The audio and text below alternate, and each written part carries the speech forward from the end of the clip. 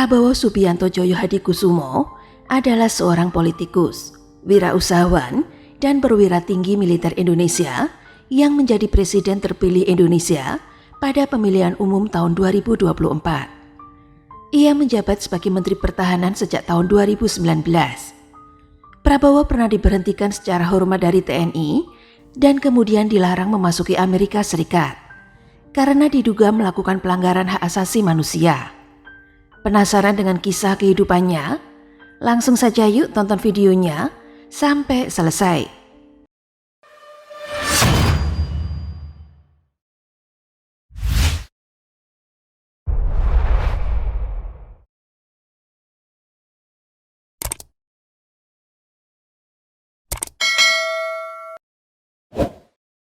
Nama lengkap Prabowo adalah Prabowo Subianto Djoyo Hadikusumo. Lahir pada tanggal 17 Oktober tahun 1951 di Jakarta. Ayahnya bernama Sumitro Djoyo Hadikusumo yang berasal dari Gombong, Kebumen, Jawa Tengah. Sedangkan ibunya bernama Dora Mari Sigar atau lebih dikenal dengan Dora Sumitro. Dora Sumitro adalah wanita berdarah campuran Minahasa dan Jerman dan beragama Kristen Protestan. Ia berasal dari keluarga Maengkom di Langowan, Sulawesi Utara dan merupakan cucu dari Benyamin Thomas Sigar, seorang prajurit yang ikut berperan dalam menangkap Pangeran Diponegoro pada tahun 1830. Kedua orang tuanya menikah pada tahun 1946 di Jerman. Prabowo adalah anak ketiga dari 4 bersaudara. Dia memiliki 2 kakak perempuan, yaitu Bianti Ningsih Miderawati dan Mariani Ekowati. Dia juga memiliki 1 adik laki-laki yang bernama Hasim Djoyo Hadikusumo. Ayahnya, yaitu Sumitro Djoyo Hadikusumo, dikenal sebagai salah satu begawan ekonomi Indonesia dan politisi Partai Sosialis Indonesia yang pada saat itu baru saja selesai menjabat sebagai Menteri Perindustrian di Kabinet Natsir pada April tahun 1952, tidak lama setelah kelahiran Prabowo. Dari keluarga ayahnya, Prabowo merupakan cucu dari Margono Djoyo Hadikusumo, pendiri Bank Negara Indonesia, dan Ketua Dewan Pertimbangan Agung yang pertama.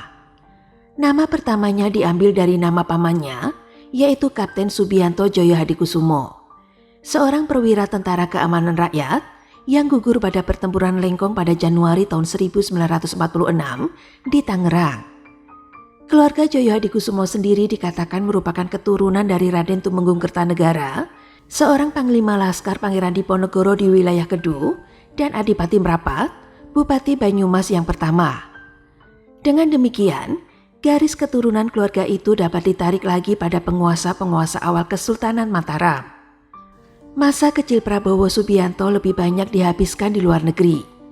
Karena pada masa pemerintahan Presiden Soekarno, sang ayah Sumitro Djoyo Hadikusumo terlibat dalam pemberontakan PRRI Permesta di Sumatera Barat pada tahun 1957 hingga tahun 1958, sehingga Sumitro terpaksa mengasingkan diri ke luar negeri. Prabowo Subianto menyelesaikan sekolah dasarnya di Victoria Institution di Kuala Lumpur, Malaysia. Kemudian melanjutkan sekolah menengahnya di Zurich International School di Zurich, Swiss. Lalu dia melanjutkan pendidikan SMA-nya di The American School di London, Inggris pada kurun waktu tahun 1964 hingga tahun 1967. Setelah pemerintahan Orde Lama berganti ke Orde Baru, Sumitro Djoyo Hadikusumo kembali ke Indonesia. Dan pada tahun 1970, Prabowo Subianto masuk ke Akademi Militer di Magelang saat dia berusia 19 tahun. Padahal sebelumnya ia sudah diterima kuliah di University of Colorado dan George Washington University Amerika Serikat. Di Akademi Militer Magelang, Prabowo satu angkatan dengan Susilo Bambang Yudhoyono, Riyami Satriakudu, dan Agus Wirahadikusuma. Karena masa mudanya yang banyak dilewatkan di luar negeri bersama orang tuanya, tidaklah heran jika Prabowo fasih berbagai bahasa dunia. Selain bahasa Indonesia sebagai bahasa ibunya, Prabowo Subianto fasih berbahasa Prancis, Jerman, Inggris, dan Belanda. Saat itu ayah Prabowo Sumitro Djoyo Hadikusumo menjabat sebagai Menteri Perindustrian dan Perdagangan di era Orde Baru pemerintahan Presiden Soeharto. Dan disinilah karir militer Prabowo dimulai. Semasa menjalani pendidikan militer, Prabowo termasuk taruna yang kurang disiplin dan susah diatur. Hal ini menjadi salah satu penyebab Prabowo tidak lulus di Akademi Militer pada tahun 1973. Prabowo lulus di Akademi Militer pada tahun 1974, 1 tahun melebihi jadwal kelulusan yang seharusnya. Ada satu cerita menarik dari Hermawan Sulistyo, mantan ketua tim investigasi TGPF atau tim gabungan pencari fakta kerusuhan Mei 98. Saat menjalani pendidikan Akmil, Prabowo sempat kabur pergi tanpa izin ke Jakarta bersama 3 temannya, termasuk Ria Misatria Kudu, untuk menghadiri acara yang diadakan oleh Titi Soeharto, salah satu putri Presiden Soeharto. SBY sempat diajak, tapi menolak ikut pergi ke Jakarta. Setelah kembali dari Jakarta, mereka tertangkap dan dihukum. Prabowo curiga bahwa SBY lah yang melaporkannya, karena hanya SBY yang tahu rencana kepergiannya ke Jakarta. Menurut cerita Hermawan Sulistyo dalam sebuah acara diskusi di Jakarta, pada tanggal 3 Juli tahun 2014, SBY dihajar Prabowo sampai babak belur. Setelah lulus dari Akademi Militer pada tahun 1974, dengan pangkat Letnan II, Prabowo bertugas di Komando Pasukan Sandi Yuda atau Kopasanda, sebuah pasukan khusus Angkatan Darat yang merupakan cikal bakal dari Kopassus. Tugas pertama Prabowo pada tahun 1976 bersama pasukan Nanggala 10 bergabung dalam operasi Seroja ke timur-timur. Nanggala adalah bekas wilayah Portugis yang telah diinvasi pada tahun sebelumnya. Prabowo merupakan komandan peleton termuda dalam tim Nanggala Grup 1 karena usianya saat itu masih 26 tahun. Saat menjalankan operasi militer, Letnan 1 Sudaryanto, komandan dari unit C pasukan Nanggala 10, gugur dalam tugas. Kemudian Prabowo saat itu ditunjuk menjadi wakil komandan unit C. Pada tahun 1978, Prabowo mendapat penugasan kedua ke Timur-Timur. Saat itu Prabowo sudah menjadi komandan Kompi Nanggala 28 dengan pangkat Letnan 1. Pada penugasan kedua inilah Prabowo berkenalan dan dekat dengan Rosario de Marsal alias Hercules yang kala itu menjadi tenaga bantuan operasi. Pada tahun yang sama, Panglima ABRI Jenderal M. Yusuf memerintahkan kepada Kolonel Dading Kalbuadi selaku Komandan Operasi Pemulihan Keamanan di Timur-Timur untuk melakukan penangkapan Wakil Presiden Fretilin Nicolau Lobako yang merupakan Perdana Menteri pertama Timur-Timur. Karena Fretilin dianggap mengganggu keamanan Timur-Timur dan sering melakukan penyerangan bersenjata terhadap prajurit ABRI maupun masyarakat yang pro-integrasi. Untuk melaksanakan perintah tersebut, ABRI membentuk pasukan gabungan yang dinamai Batalion Parikesit. Yon Parikesit ini berisikan prajurit dari kesatuan elit seperti Kopasanda, Marinir, serta Kopasgat atau Paskas. Konsep penyerangan Yon Parikesit menggunakan taktik mobil udara di mana pasukan diterjunkan melalui helikopter dengan menggunakan tali pada titik tertentu untuk melakukan penyerbuan. Taktik ini sangat jitu dan efisien, mengingat medan perang di Timur-Timur banyak gunung dan hutan yang sulit untuk dijangkau kendaraan melalui perjalanan darat. Pada akhir bulan Desember tahun 1978, pasukan unit Nanggala 28 di bawah pimpinan Prabowo mendapatkan informasi bahwa kelompok Lobako bergerak ke selatan dengan jumlah pasukan yang cukup besar. Informasi ini disampaikan pada Mayor Yusuf Yosvia selaku pimpinan Batalion 744 Sumodo, yang kemudian diteruskan pada Kolonel Sahala Raja Gugup selaku Komandan Resimen Pertempuran. Prabowo diperintahkan langsung untuk mengkoordinasikan pengepungan Nicolau Lobako dengan segala kekuatan yang ada.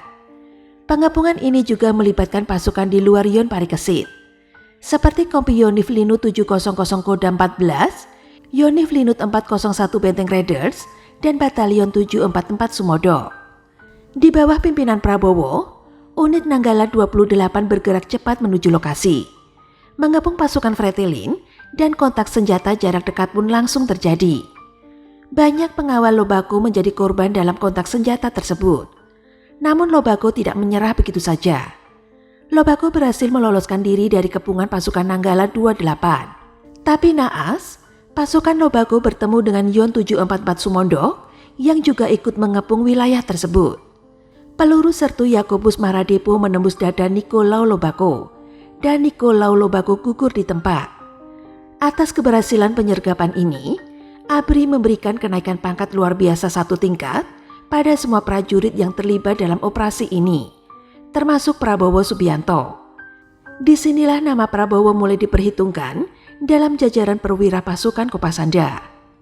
Pada tahun 1981, Prabowo Subianto dan Luhut Binsar Panjaitan dikirim ke Jerman Barat untuk menempuh pelatihan di GSG 9. GSG 9 atau Penjaga Perbatasan Grup 9 adalah sebuah unit taktis operasi khusus anti-terorisme dari Kepolisian Federal Jerman. Luhut Binsar Panjaitan dan Prabowo Subianto diharapkan bisa belajar dari pengalaman pasukan elit yang memiliki kemampuan anti-teror mumpuni dan telah berpengalaman sejak tahun 1972 ini. Dalam pendidikannya mereka berdua diajarkan tentang pokok kepolisian, masalah hukum, hingga kemampuan dalam menggunakan berbagai jenis senjata, termasuk cara bertempur baik di darat maupun di laut. Selain itu mereka juga diberikan keterampilan anti-teror dan kontra-intelijen. Di saat mereka berdua menempuh pendidikan di GSG 9, pada tanggal 28 Maret tahun 1981, di Indonesia terjadi pembajakan pesawat Garuda Indonesia DJ-9 penerbangan Jakarta-Medan. Pesawat Garuda yang bernama Woyla ini diterbangkan pembajak ke Malaysia hingga ke Thailand. Operasi pembebasan Woyla ini dilakukan oleh pasukan Kopasanda di bawah komando Letkol Sintong Panjaitan. Operasi dinyatakan sukses besar dengan korban yang minim. Keberhasilan operasi Woyla ini melambungkan nama Kopasanda di mata dunia internasional. Berangkat dari pengalaman ketidaksiapan dalam menghadapi terorisme di era itu, Kepala Badan Intelijen Strategis ABRI yang saat itu dijabat oleh Letnan Jenderal TNI LB Murdani, mendorong dan menginisiasi agar Kopasanda segera membuat kesatuan baru setingkat detasemen. Setelah menimba ilmu dari GSG 9, Luhut dan Prabowo diperintahkan membentuk satuan khusus anti-teror yang kemudian diberi nama Satuan 81 Penanggulangan Teror yang sering disebut Den 81 Anti-Teror atau Satgultor Den 81. Luhut Binsar Panjaitan yang saat itu berpangkat mayor menjadi komandan Satgultor Den 81 dan Prabowo Subianto yang berpangkat kapten menjadi wakil komandan Satgultor Den 81. Satgultor Den 81 ini merupakan unit khusus dari pasukan Kopasanda. Luhut dan Prabowo dipercaya untuk menyeleksi dan melatih prajurit yang masuk dalam Satgultor Den 81. Angka 81 di Satgultor ini diambil sesuai dengan tahun pembentukannya, yaitu tahun 1981.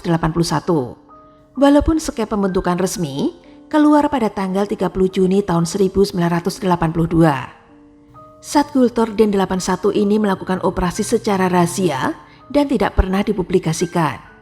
Mungkin sudah ribuan operasi rahasia yang dilakukan hingga hari ini, yang tidak diketahui, tidak terdengar, dan tidak terlihat. Itulah visi dari Satgultor Den 81 yang sekarang berubah menjadi Satuan 81 Kopassus.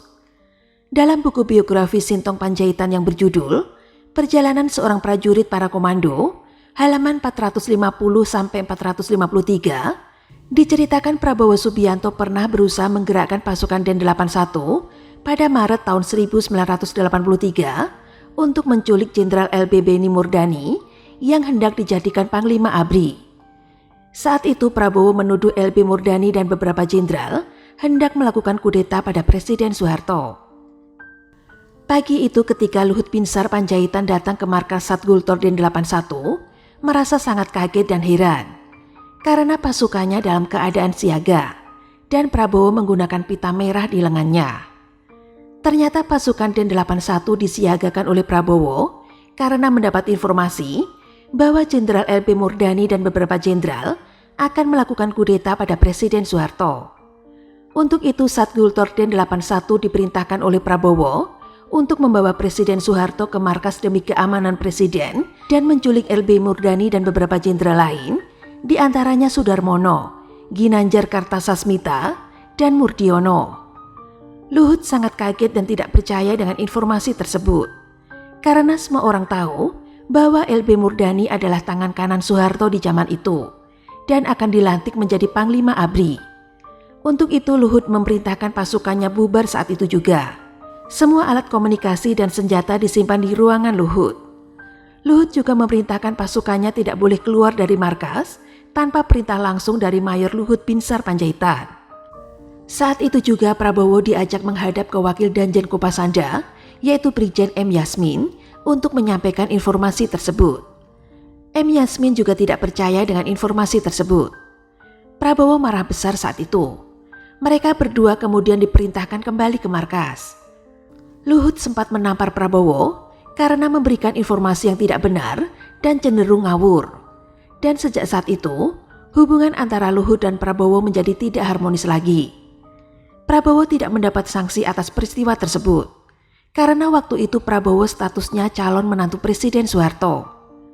Pada tanggal 8 Mei tahun 1983, Prabowo Subianto resmi menjadi menantu Presiden Soeharto. Saat itu pangkat Prabowo masih kapten. Pernikahan Prabowo dan Siti Hediati Haryadi, atau yang biasa dipanggil dengan Titik Soeharto, dilangsungkan secara mewah dan megah di Taman Mini Indonesia Indah.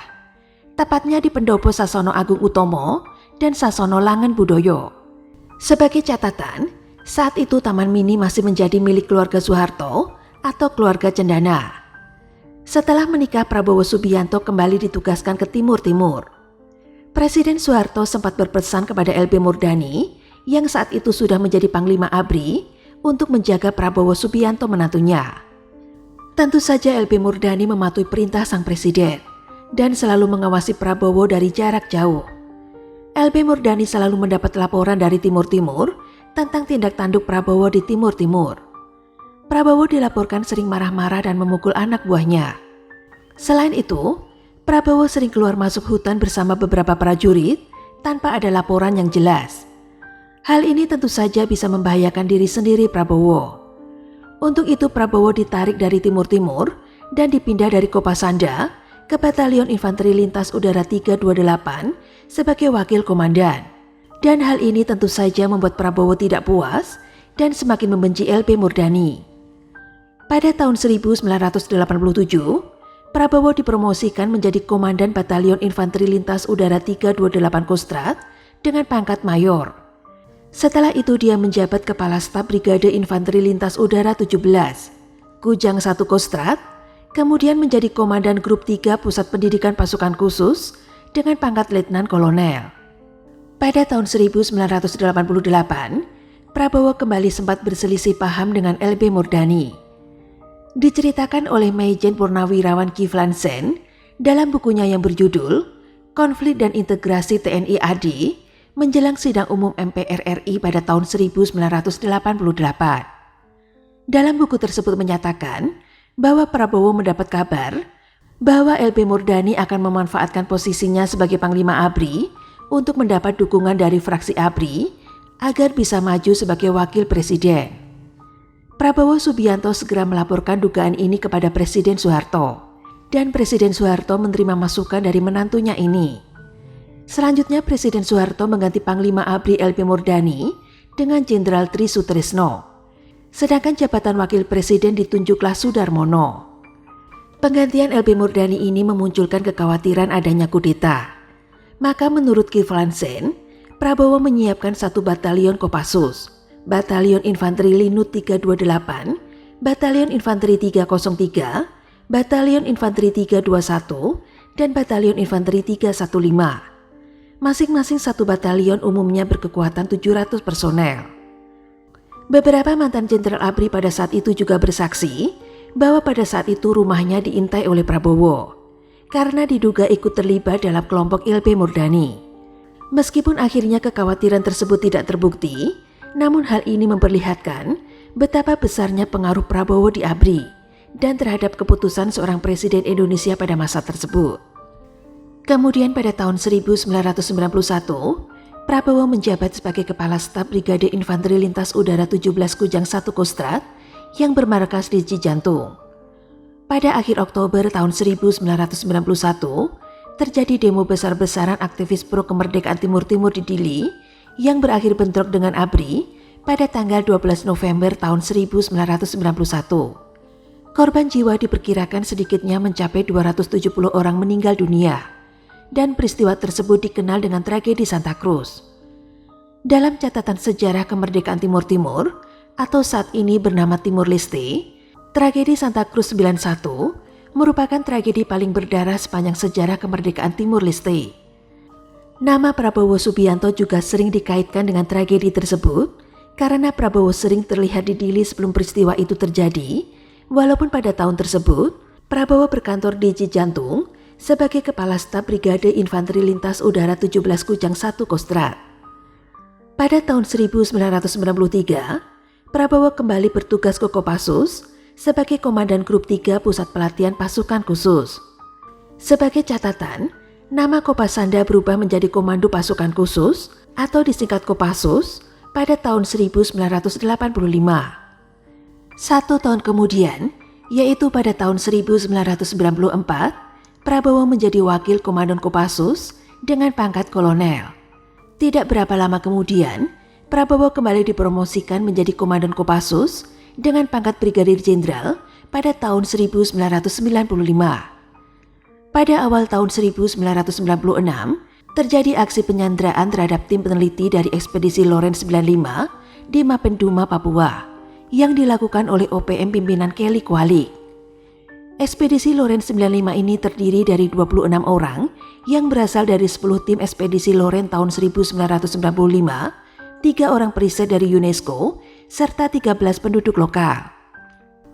Brigjen Prabowo Subianto selaku Komandan Kopassus ditunjuk sebagai pimpinan operasi pembebasan sandera Mapendum. Operasi pembebasan sandera ini berlangsung dari 8 Januari tahun 1996 hingga 9 Mei tahun 1996. Operasi pembebasan sandera ini menjadi sorotan dunia internasional karena melibatkan beberapa warga asing yang menjadi sanderanya, di antaranya dari Inggris, Belanda, dan Jerman.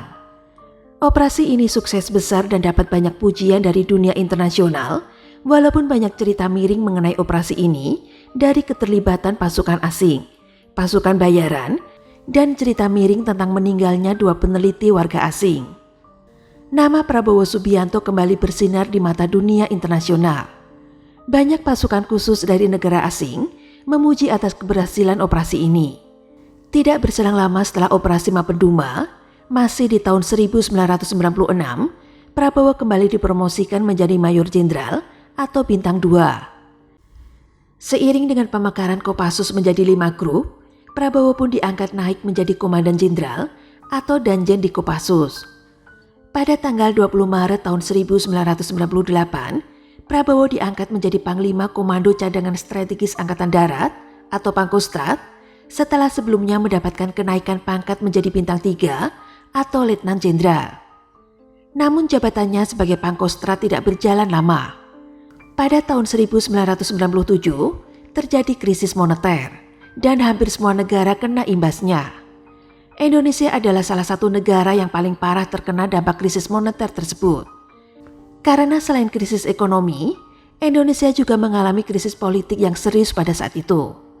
Nilai tukar rupiah terhadap dolar Amerika merosot tajam, dari 2.500 ke 11.500. Imbasnya banyak perusahaan bangkrut, jutaan orang terkena PHK, 16 bank dilikuidasi, dan berbagai proyek besar dihentikan.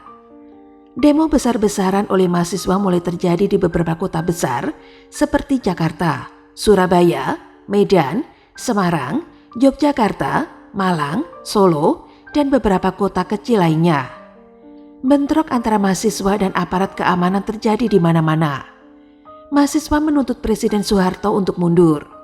Beberapa mahasiswa dan aktivis anti pemerintahan dikabarkan diculik, disiksa, bahkan ada yang kehilangan nyawanya.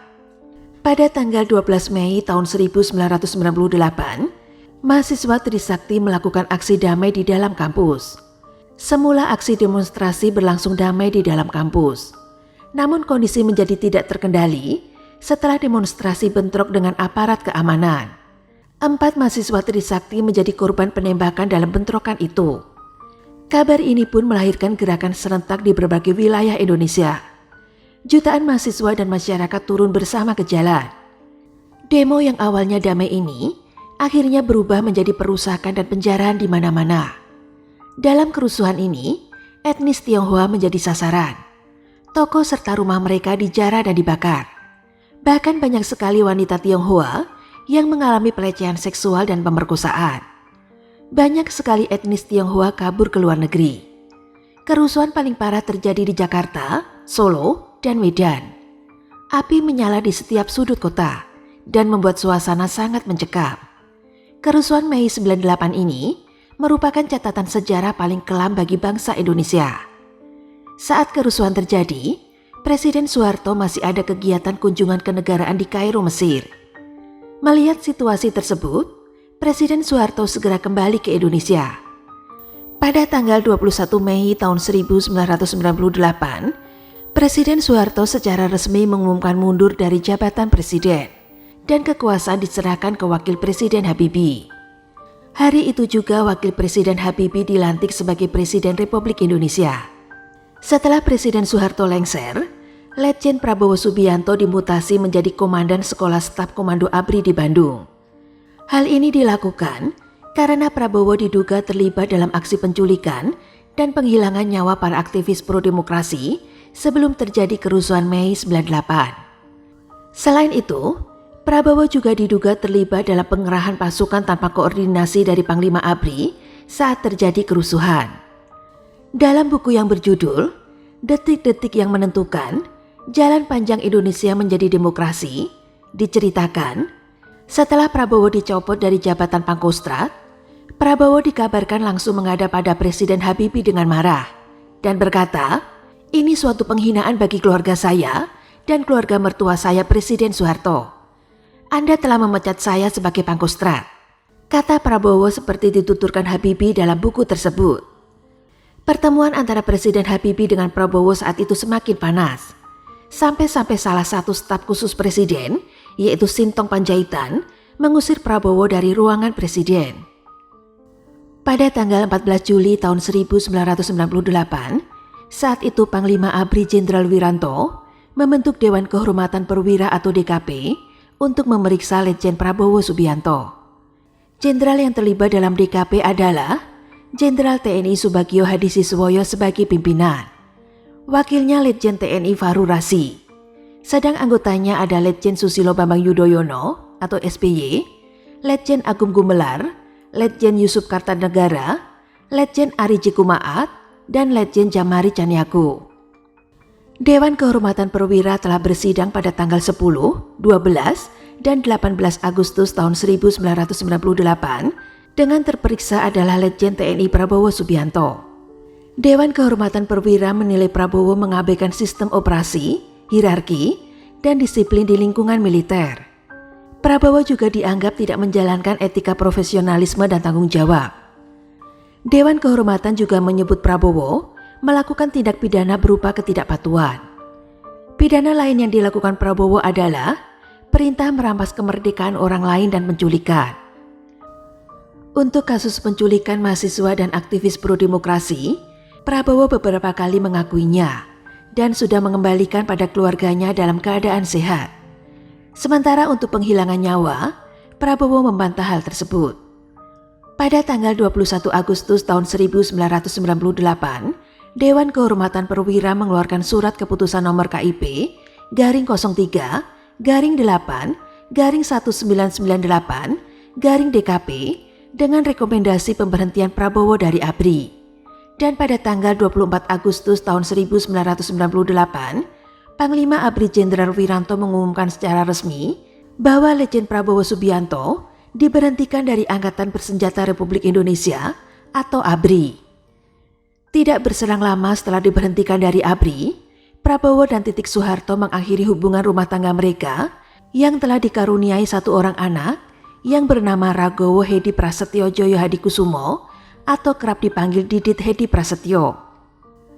Di tengah situasi politik yang panas pada tahun 1998 dan berbagai macam tuduhan kekerasan yang dialamatkan ke Prabowo saat di militer, Prabowo memilih mengasingkan diri ke Jerman dan Yordania. Namun pada akhirnya dia memilih tinggal lebih lama di Yordania. Banyak orang menuduh Prabowo kabur meminta suaka politik ke Yordania karena ada rumor di Yordania Prabowo diberikan status kewarganegaraan Yordania oleh Raja Hussein. Prabowo diisukan kabur ke Yordania karena takut akan dibawa ke pengadilan HAM. Tetapi sampai hari ini peradilan kasus HAM pada Prabowo Subianto tidak terjadi.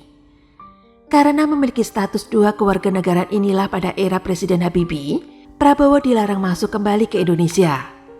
Selain itu, Prabowo juga dicekal masuk ke wilayah Amerika dan Australia karena masuk dalam daftar hitam pelanggar HAM. Kabarnya saat menjadi Menteri Pertahanan era Jokowi, pencekalan tersebut baru dicabut. Setelah pemilihan umum pada tahun 1999, Abdurrahman Wahid atau Gus Dur terpilih menjadi Presiden RI keempat dan Megawati Soekarno Putri sebagai Wakil Presiden. Pada masa pemerintahan inilah Prabowo bisa pulang ke Indonesia. Gus Dur dan Megawati berkontribusi besar pada kepulangan Prabowo ke Indonesia. Selain mereka berdua, Taufik Kemas suami Megawati memiliki andil yang besar atas kepulangan Prabowo Subianto ke Indonesia. Sekembalinya dari Jordania sekitar awal tahun 2001, Prabowo mengklarifikasi berbagai tuduhan yang dialamatkan kepada dirinya. Salah satunya dengan jumpa pers dan menghadiri rapat dengar pendapat dengan panitia khusus Trisakti yang dipimpin Ketua Pansus Pandana Baban dari PDIP. Selain menjawab materi insiden Trisakti yang menewaskan 4 mahasiswa, Prabowo juga menggunakan kesempatan itu untuk mengklarifikasi berbagai rumor yang menyangkut dirinya.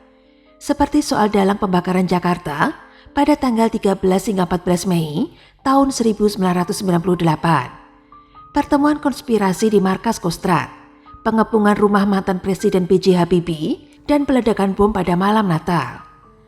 Prabowo juga membantah tuduhan Gus Dur yang telah membunuh 100 orang di Papua, serta terkait kerusuhan Kuda Tuli pada 27 Juli tahun 1996 di markas PDIP. Prabowo membantah semuanya itu dan menilai sebagai fitnah yang tidak berdasar. Prabowo kembali ke Indonesia bukan sebagai militer lagi, tetapi sebagai seorang pengusaha. Prabowo memulai membangun bisnisnya dengan membeli PT Kiani Kertas milik Boba Hasan yang ketika itu sedang mengalami masalah keuangan. Oleh Prabowo, nama PT Kiani Kertas kemudian diganti namanya menjadi Kertas Nusantara.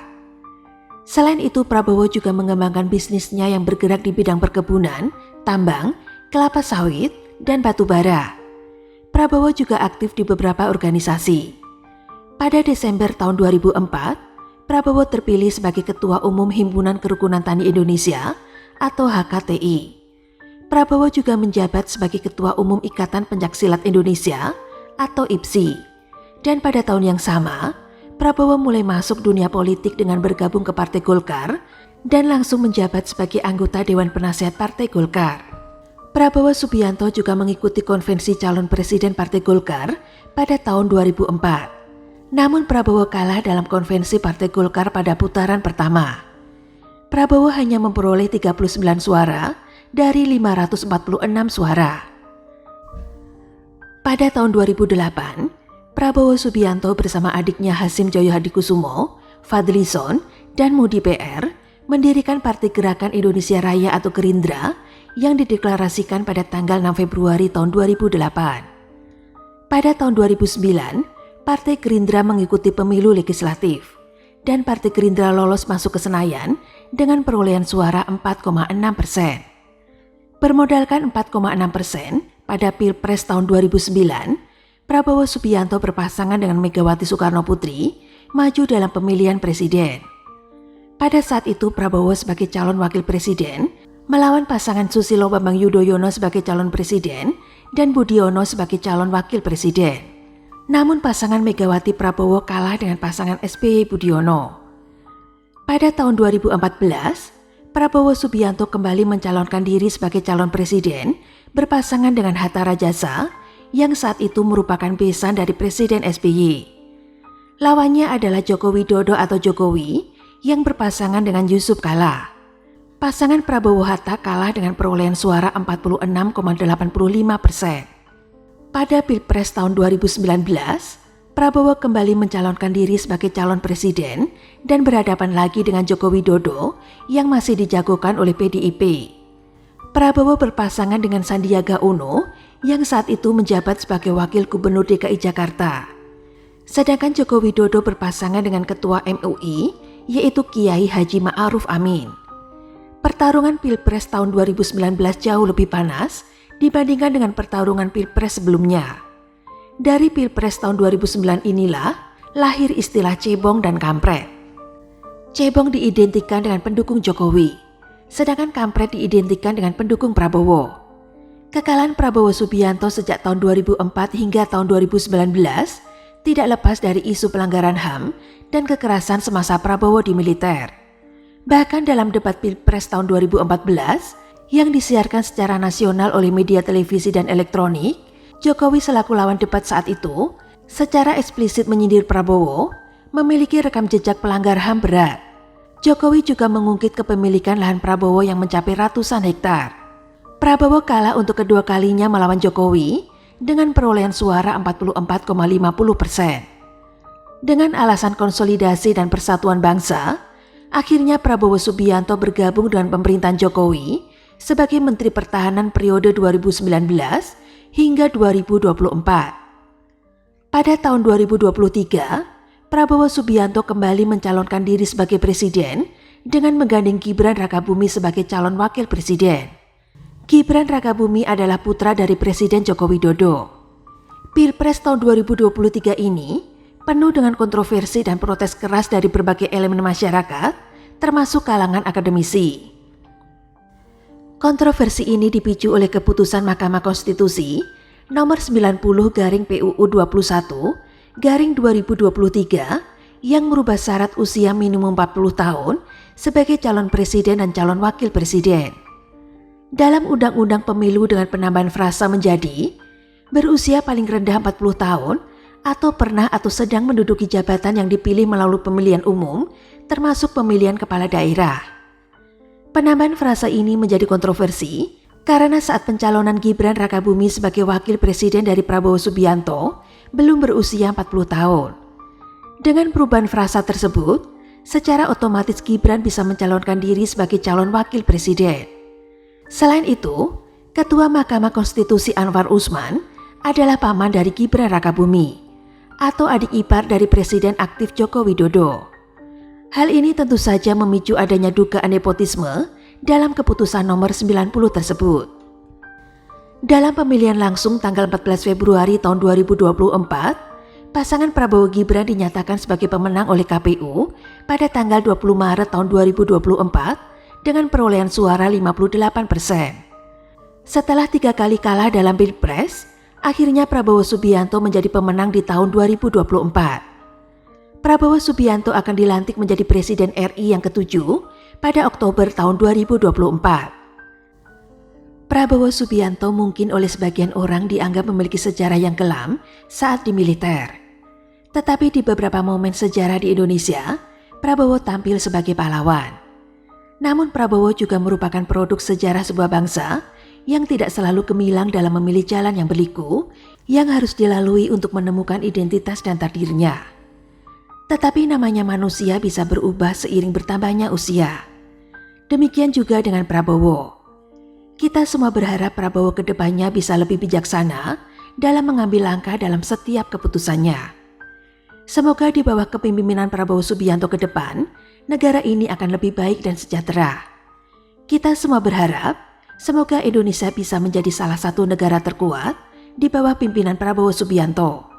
Semoga pula Indonesia bisa menuju Indonesia emas di bawah kepemimpinan Prabowo Subianto.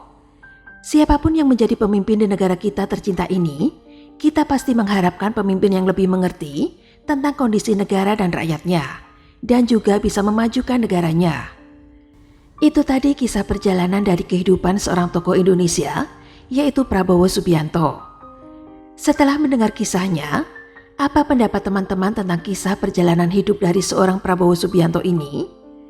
Silakan tulis pendapat teman-teman di kolom komentar. Dan jika masih ada materi yang kurang dalam penyajian saya di video saya kali ini, silakan teman-teman tambahkan dan tuliskan di kolom komentar. Terima kasih sudah mendengarkan cerita Adelisti pada hari ini, dan tunggu cerita-cerita selanjutnya yang lebih seru.